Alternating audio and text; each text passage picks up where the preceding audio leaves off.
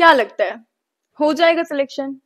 भरोसा नहीं कर पा रहे हो खुद पे, कंफ्यूज हो, ट्रस्ट नहीं कर पा रहे हो, अभी से हिम्मत हार गए हो, बिना जंग लड़े ही यकीन कर लिए हो कि नहीं होगा सिलेक्शन, यकीन कर लिए हो कि हार ही जाओगे, तुम अभी भी जीत सकते हो। क्यों छोड़ रहे हो उम्मीद? क्यों हार मान रहे हो? अभी भी टाइम है। मानती हूँ टाइम बहुत कम है, लेकिन जितना है बहुत है। तुम कर सकते हो। हाँ, तुम्हें ही बोल रही हूँ, तुम कर सकते हो। तुम्हारी ही तरह बहुत सारे बच्चे हैं जो अभी से हार मान के बैठे हुए हैं। I am constantly in touch with so many students on next mentor and I am giving their personal guidance and वो रेगुलरली मुझसे बहुत सारी अपनी प्रॉब्लम शेयर कर रहे हैं। बहुत सारे बच्चे हैं तुम्हारी तरह परेशान है। तुम क्यों ये समझते हो कि एक तुम अकेले हो? तुम क्यों ये समझते हो कि एक तुम्हारा ही सिलेबस बचा हुआ है? तुम क्यों ये समझते हो कि तुम्हारी प्रिपरेशन अच्छी नहीं है? तुम्हें ये क्यों लगता है कि तुम्हारा सिलेक्शन नहीं होगा? तुम्हारा सिलेक्शन होगा, जरूर होगा। अगर तुम चाहोगे, अगर तुम सच में दिल से चाहोगे कि तुम्हारा सिलेक्शन होगा, तो जरूर होगा तुम्हारा सिलेक्शन। 2 महीने है, मैं मानती हूँ कम है, बहुत कम टाइम है, लेकिन एक नीट एस्पायरेंट के लिए जो सच में सिलेक्शन लेना चाहता है उसके लिए बहुत है। जो सच में डॉक्टर बनना चाहता है उसके लिए 2 महीना भी बहुत है।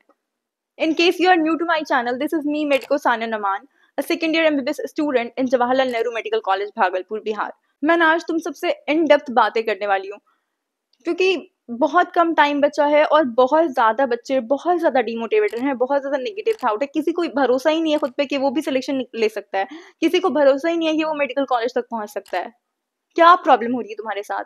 रिवाइज नहीं कर पा रहे हो सही से, टेस्ट नहीं दे पा रहे हो सही से, सिलेबस कंप्लीट नहीं हो रहा है। लास्ट का ये जो 1-1.5 महीना बचा है, इसको प्रॉपर किस तरह से तुम्हें यूटिलाइज करना है, तुम कैसे इसको यूटिलाइज कर सकते हो या कैसे इसको वेस्ट कर सकते हो, इस पे मैं कंप्लीटली आज बात करने वाली हूँ, जिसके बाद तुम्हें इसके बाद कोई भी वीडियो देखने की जरूरत ना पड़े। तो अभी इस टाइम पे तो 3 तरह के बच्चे हैं। सबसे पहले वो वाले बच्चे जिनका सिलेबस अभी तक कंप्लीट नहीं हुआ है, किसी का 20% बाकी है तो किसी का 50% तक बाकी है। उनका सिलेबस कंप्लीट नहीं हुआ है, उनके पास टाइम नहीं मिल रहा है कि वो रिवाइज करें। उनके पास इतना ज्यादा बैकलॉग है कि उन्हें रिवीजन का टाइम नहीं मिल रहा है और वो रिवाइज नहीं कर रहे, तो उनका टेस्ट में मार्क्स अच्छे नहीं आ रहे। दूसरे वो बच्चे हैं जिनका सिलेबस तो कंप्लीट हो चुका है, लेकिन उन्हें पता नहीं है कि उन्हें रिवीजन करना कैसे, कैसे वो रिवाइज करेंगे, फिर वो कैसे टेस्ट देंगे, उन्हें ये नहीं पता है। किसी गलत स्ट्रैटेजी से रिवाइज कर रहे हैं और टेस्ट में और जा करके टेस्ट दे रहे हैं, तो उनके तब भी अच्छे मार्क्स नहीं आ रहे टेस्ट में। टेस्ट कैसे देना है, उसकी स्ट्रैटेजी क्या आनी चाहिए, ये सारी चीजों पे मैं पिछले वीडियो में डिस्कस कर चुकी हूँ। अगर जिसने वो नहीं देखा है, तुम जाके पहले वो वीडियो देख लो। और तीसरे वो बच्चे जो कि बैलेंस ही नहीं कर पा रहे अपने रिवीजन में और अपने टेस्ट में। कई बार वो अपनी टेस्ट की फ्रीक्वेंसी बहुत ज्यादा बढ़ा दे रहे हैं, तो कई बार रिवीजन की फ्रीक्वेंसी बहुत ज्यादा बढ़ा रहे हैं कि टेस्ट नहीं दे रहे हैं। इस वीडियो में मैं हर एक बच्चे की बात करने वाली हूँ, कोई भी बच्चा छूटने वाला नहीं है। अगर तुम लोग इन तीनों ग्रुप्स में से किसी भी ग्रुप्स में आते हो, तो यहाँ पर तुम्हारी प्रॉब्लम डिस्कस होने वाली है। एंड ये वीडियो पूरी देखने के बाद किसी भी 10 वीडियो पे मत चले जाना, ये वीडियो देखने के बाद बंद करो और उसके बाद जैसे मैं बताऊंगी वैसा करना है तुम्हें। तो सबसे पहले वो बच्चे जिनका सिलेबस अभी तक कंप्लीट नहीं हुआ है, जिनके पास अभी बहुत बैकलॉग है और सिलेबस इनकम्प्लीट होने की वजह से वो रिवीजन नहीं कर पा रहे हैं सही से, and just because of that उनके टेस्ट में मार्क्स अच्छे नहीं आ रहे हैं, वो टेस्ट में बहुत ही गंदा स्कोर कर रहे हैं। एंड इस चीज की वजह से बहुत ज्यादा एंजाइटी होती है। अगर कोई भी बच्चा इस पॉइंट पर है तो आई नो कि उसे कितनी एंजाइटी हो रही होगी। अगर मैं भी तुम्हारी जगह होती तो मुझे भी बहुत एंजाइटी हो रही होती कि मैं पहले सिलेबस कंप्लीट करूं या मैं रिवीजन करूं, टेस्ट दूं, मैं क्या करूं। तो जो भी बच्चा ये चीज फेस कर रहा है कि उसका बैकलॉग भी है और अभी टाइम बहुत कम है, या इस टाइम पे अगर सबसे ज्यादा तुम्हें कोई चीज करने की जरूरत होती है तो वो होता है रिवीजन और फिर उसके बाद टेस्ट, लेकिन अभी तुम्हारे पास स्टिल तुम्हारा सिलेबस बचा हुआ है, तो ऐसे सिचुएशन में बहुत एंजाइटी हो रही होगी। I can understand. बट यहाँ पर तुम्हें क्या करना है, यहाँ पे तुम्हें सबसे पहले टाइम मैनेजमेंट सीखना है कि तुम टाइम कैसे अपना मैनेज करोगे। अगर तुमको ये आता है तो आसानी से ये तुम्हारी चीजें सॉल्व हो सकती है। दूसरी बात कि बैकलॉग को कवर करने का और रिवीजन का, दोनों का तुम्हें स्लॉट अलग अलग डिवाइड करना होगा।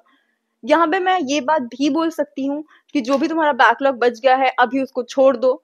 छोड़ करके जितना तुम पढ़े हो उस चीज को पे ध्यान दो, जो भी पढ़े हो उसकी मल्टीपल टाइम्स रिवीजन करो और एटलीस्ट जितना पढ़े हो उसको सिक्योर करो। ये बात मैं यहाँ पे तुम्हें बोल सकती हूँ और कहीं ना कहीं ये बात सही भी है। बट स्टिल क्या पता जो चीजें तुम छोड़ रहे हो, जिस चीज का तुम्हारा बैकलॉग है, वहीं से एग्जाम में कोई क्वेश्चन आ जाए तो फिर तुम वहां पे क्या करोगे। तो या तो तुम सबसे पहले ये कर सकते हो कि जो भी बैकलॉग है तुम्हारा, अगर उसमें से जो सबसे ज्यादा हाई वेटेज वाले टॉपिक्स हैं जिससे हर साल क्वेश्चन आता ही है, वो टॉपिक सबसे पहले तुम कर लो। बाकी जो रेस्ट बच गया उसको तुम फिलहाल के लिए छोड़ दो, कि जो थोड़ा बहुत बच गया है उसको अलग से कहीं पे नोट डाउन कर लो उन सब टॉपिक्स को, कि इसको बाद में कर लूंगा जब भी टाइम बचेगा। तो अगर वो बहुत लो वेटेज टॉपिक्स है तो, नहीं तो अगर सब इक्वल वेटेज टॉपिक्स है तो उसको तुम्हें कवर करना ही पड़ेगा। अब कवर कैसे करना है और रिवाइज कैसे करना है, तो सबसे पहले तुम्हारा जो पढ़ने का टाइम टेबल है, सपोज तुम 12 घंटा पढ़ते हो, तो उसमें 6 घंटा तुम्हें तुम्हारे बैकलॉग कवर करने में देने हैं, और बाकी का जो 6 घंटा बचा उसमें तुम्हें तुम्हारी प्रॉपर रिविजन करनी है। और ऐसे ही हर दिन करना है, क्योंकि रिविजन मल्टीपल टाइम्स करना बहुत जरूरी है अभी के टाइम पे। अगर तुम ये सोचोगे कि तुम एक दिन कंप्लीट अपना बैकलॉग कवर करने में दे दोगे, अगले दिन रिविजन में दोगे, फिर अगले दिन बैकलॉग कवर करने में, फिर रिविजन में, या फिर कंटिन्यूअस पहले तुम बैकलॉग कवर करके फिर रिवाइज करोगे, तो भी कोई फायदा नहीं होने वाला है, क्योंकि बैकलॉग कवर करते करते कितना दिन लगेगा तुम्हें भी नहीं पता। और रिविजन भी अभी बहुत इंपॉर्टेंट है, अगर तुम छोड़ दोगे तो बाद में वो भी पाइल अप हो जाएगा। तो तुम्हें हर दिन क्या करना है कि अगर तुम 12 घंटा पढ़ रहे हो तो पहले 6 घंटा तुम अपना बैकलॉग कवर करो, उसके बाद जो 6 घंटा बचा उसमें रिविजन करो। नेक्स्ट डे भी तुम्हें बिल्कुल ऐसे ही करना है, ताकि हर दिन तुम्हारा पिछला रिवाइज भी हो और जो तुम्हारा करंट चल रहा है वो कंप्लीट भी हो। इस तरह से करोगे तो तुम्हारे जो टेस्ट में टॉपिक आने वाले हैं, तुम हर दिन 6 घंटा अगर उसे पढ़ रहे हो तो डेफिनेटली तुम टेस्ट में अच्छा जाके स्कोर करोगे, तुम्हारा रिविजन भी प्रॉपर रहेगा और तुम्हारे जो टॉपिक्स बचे हुए हैं वो भी कवर हो जाएंगे। डेली ऐसे ही करोगे तो तुम्हारी ये दोनों चीजें कवर हो जाएंगी और तुम्हारे टेस्ट में भी मार्क्स इंप्रूव होने लगेंगे, अच्छे स्कोर आने लगेंगे। अब बात कर लेते हैं वो दूसरे ग्रुप वाले बच्चों की जिनका सिलेबस कंप्लीट हो चुका है, अब बस उन्हें रिवीजन करना है और टेस्ट देना है। वैसे बच्चों को स्पेशली अभी बिल्कुल भी समझ नहीं आ रहा है कि वो अपना रिवीजन कैसे करें, कौन सा टॉपिक उठाएं, कौन सा टॉपिक छोड़ें, पार्ट टेस्ट दें, फुल टेस्ट दें। रिवीजन करने बैठते हैं तो कुछ समझ नहीं आता है, कई बार समझ आता है तो दिमाग इधर उधर डाइवर्ट हो जाता है, पढ़ते पढ़ते लगता है कि कुछ पढ़े ही नहीं। तो रिवीजन एक्चुअली में करना कैसे है, क्या तरीका होना चाहिए रिवीजन करने का इस पॉइंट ऑफ टाइम पे। तो सबसे पहले देखो, कुछ बच्चे क्या करते हैं कि मान लो उन्हें एक चैप्टर रिवाइज करना है, तो वो क्या करते हैं, वो 15 पेज का चैप्टर है, बुक खोलते हैं एंड उसको वो रिवाइज करने लगते हैं, करते करते करते करते पूरा 15 पेज पढ़ने के बाद वो बुक बंद करते हैं, और पूरा 15 पेज पढ़ने के बाद उन्हें कुछ याद ही नहीं रहता है कि उन्होंने क्या पढ़ा है। अगर तुम भी ऐसे ही रिवाइज कर रहे हो तो तुम्हारे इस तरह से रिवीजन करने का कोई फायदा नहीं है, क्योंकि जब तुमने पूरा रिवाइज कर लिया स्टिल तुम्हें समझ में ही नहीं आ रहा कि तुमने क्या पढ़ा, तुमने क्या रिवाइज किया, तो कोई फायदा नहीं उस चीज का। तुम्हें रिवीजन कैसे करना है, सपोज तुमने एक चैप्टर खोला तो सबसे पहले तुम्हें उसके एक पेज को पढ़ना है, वो पेज पढ़ने के बाद बंद करके या बुक पे हाथ रख के एक्टिव रिकॉलिंग करनी है, सोचना है कि तुमने क्या पढ़ा इस पेज में, जो कुछ भी पढ़ा तुम्हें वो चीज याद है या नहीं है। नहीं याद है तो फिर से देखना है कि क्या छूटा, क्या याद रहा, क्यों याद रहा, और अगर कुछ ऐसी चीजें हैं जो कंफ्यूज होने वाली हैं तो कुछ निमोनिक्स बना लो, याद करो उसको, फिर नेक्स्ट पेज पे जाओ, उसके बाद नेक्स्ट पेज को भी इसी तरह से रिवाइज करना है एंड देन आफ्टर रिकॉल करना है। इस तरह से अगर तुम रिवीजन करते चलोगे तो तुमको चैप्टर एंड होने के बाद हर एक पेज तुम्हारे माइंड में रहेगा, मतलब तुमको दिखेगा, बुक बंद करने के बाद भी तुमको दिखेगा कि इस पेज में तुमने क्या पढ़ा, इस पेज में क्या क्या दिया हुआ है, कौन सी इंफॉर्मेशन दी हुई है, कौन सा डाटा दिया हुआ है, क्या डायग्राम है, सब कुछ याद रहेगा प्रॉपर। आई नो इस तरह से रिवीजन करने में टाइम लगेगा, लेकिन एक बार लगेगा, 2 बार लगेगा, बार बार करोगे तो टाइम नहीं लगेगा, धीरे धीरे तुम्हारा टाइम और कम होता जाएगा, पहली बार में तुम्हारा ज्यादा टाइम लगेगा फिर और कम हो जाएगा। तो अगर इस तरह से तुम रिवाइज करते हो तो इस तरह से तुम्हें याद रहेगा। नाउ द नेक्स्ट थिंग कि क्वेश्चन प्रैक्टिस करना है या नहीं। डेफिनेटली क्वेश्चन प्रैक्टिस करना है और बहुत करना है, हर चैप्टर के 100-150 क्वेश्चन तो प्रैक्टिस करने ही है। तुम्हें क्वेश्चन प्रैक्टिस करके रिवीजन करना ज्यादा अच्छा लगता है तो तुम वैसे रिवाइज कर सकते हो, अगर तुम सब कुछ भूल चुके हो पहली बार रिवाइज करना चाह रहे हो तो तुम इस तरह से भी रिवाइज कर सकते हो बुक खोल के। तो फर्स्ट टाइम में अगर रिवाइज कर रहे हो तो पहले बुक खोल के सब कुछ अच्छे से पढ़ लो, उसके बाद फिर क्वेश्चन सॉल्व करने पे जाओ, उसके बाद जब मल्टीपल रिवीजन करना हो तो तुम सबसे पहले क्वेश्चन के थ्रू रिवाइज करना शुरू करो, जहाँ पे लगे कि ये नहीं आ रहा है, गलत कर रहे हो, तो फिर उसके बाद अपनी बुक्स पे जाओ और फिर उसको करेक्ट करो, देखो जो भी गलत हो रहा है एंड फिर वहां से अपना रिविजन शुरू करो। ठीक है, तो रिविजन कैसे करना है ये चीजें तो तुम्हें अब क्लियर हो गई होंगी कि रिविजन का प्रॉपर स्ट्रैटेजी क्या होना चाहिए। उसके बाद तुम्हें टेस्ट देने हैं, तुम जो भी चैप्टर पढ़ रहे हो पार्ट वाइज टेस्ट देना शुरू कर दो, और जो स्टार्ट कर चुके हैं अब आप धीरे धीरे मॉक टेस्ट देना शुरू कर दें। नाउ अब बात कर लेते हैं उन बच्चों की जो कि रिवीजन में और टेस्ट देने में बैलेंस ही नहीं कर पा रहे हैं।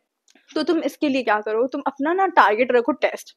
तुम्हारे टेस्ट में जो भी टॉपिक्स आ रहे हैं, मान लो तुम 3 दिन पे टेस्ट दे रहे हो या तुम 2 दिन पे टेस्ट दे रहे हो, अब तुम्हारे टेस्ट में जो भी टॉपिक्स हैं तुम उन सब टॉपिक्स को पे अपना टारगेट बनाओ कि आज मुझे ये सारे टॉपिक्स करने हैं। अगर तुम चैप्टर का सोच के चल रहे हो कि मैं ये सारे चैप्टर से रिवाइज कर लूँ और टेस्ट में कोई और चैप्टर्स आ रहे हैं तो फिर वो ओवरलैप हो जाएगा, कुछ याद नहीं रहेगा और टेस्ट में मार्क्स भी अच्छे नहीं आएंगे। तो जो चैप्टर टेस्ट में आ रहा है वही चैप्टर रिवाइज करना है। 2 दिन पे टेस्ट दे रहे हो तो भी वैसे ही, 1 वीक पे टेस्ट दे रहे हो तो भी वैसे ही।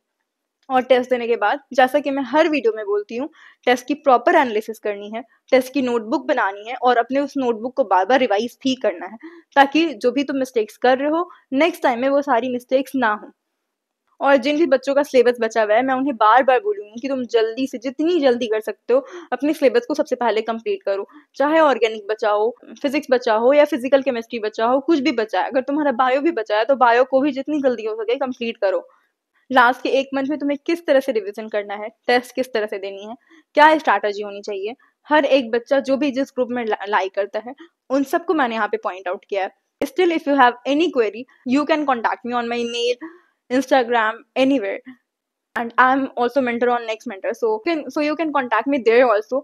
I hope this video helps you all. If you like the video, please do like, comment and subscribe, and keep studying, keep hustling. बस भरोसा रखो खुद पे कि तुम कर सकते हो। मैं फिर से ये बात बोलूंगी कि माना कंपटीशन बहुत है, माना 25 लाख कंपटीशन बहुत है, बट याद रखो तुम भी एक कॉम्पिटिटर हो और किसी ना किसी के कॉम्पिटिटर हो। तो बस फोड़ दो गाइस।